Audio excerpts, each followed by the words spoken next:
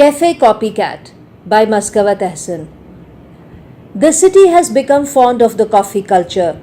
In American sitcoms, characters are often seen hanging out in coffee shops. So the city must also learn to hang out in similar outfits. Sitting in a corner with a laptop looks trendy. Facial expressions should also match the seriousness of Hollywood, but the desire deep down is to look like Manhattan.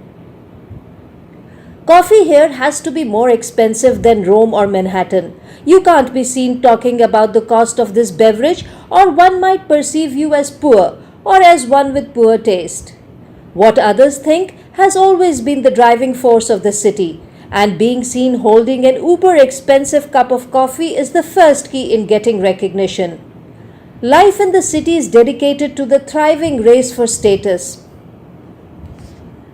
Ancient cities of this area were divided by caste. Brahmins lived in the upper part and the rest in lower parts. That sense of inferiority genetically survived centuries before morphing into this city, forcing the upper part old city dwellers to move to new quarters named high-end. To be part of these high-end dwellers, others must frequent Café Copycat. Most of the city, reshaped out of corruption revolution, dreams of being the big fat American. Big car, big house, big wedding ring, big belly, big sized children, and a big mug of coffee. The last book they read in university and a few newspaper post editorials afterwards have been the sole source of their enlightenment. It's a relief that now they have the social media to follow. At least now they keep busy sharing videos and tweeting their opinions on everything under the sun.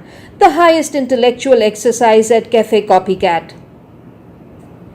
Stop this nonsense. You must try a corporate 9 to 5 job. I want to have grandchildren. All my friends and relatives play with their grandchildren. Where are mine? Every piece of art I draw is your grandchild. But his mother took out her anger on his paintings and damaged a few precious ones. Back at Café Copycat, big art collectors from high-end buy entire works of the dead artist, the same art collectors who in his lifetime rejected his work over and again. Now the poor artist's death has become his biggest branding. With the cafe full of big art collectors, all coffee drinkers become art lovers at once. A few long-haired art critics are there to help promising girls understand art. Some coffee drinkers decide to become artists overnight. YouTube is a reliable friend to learn instant art from, just like instant coffee.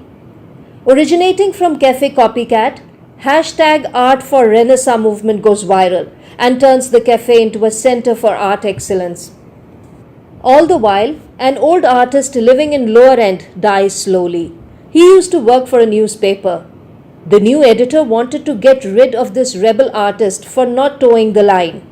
And he got his wish when some Café Copycat girls, longing for #MeToo recognition, brought forth false accusations of sexual harassment against the old ailing artist.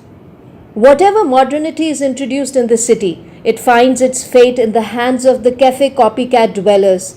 Long-haired art critics criticize the old artist. Art lover girls call him and his work a disgrace.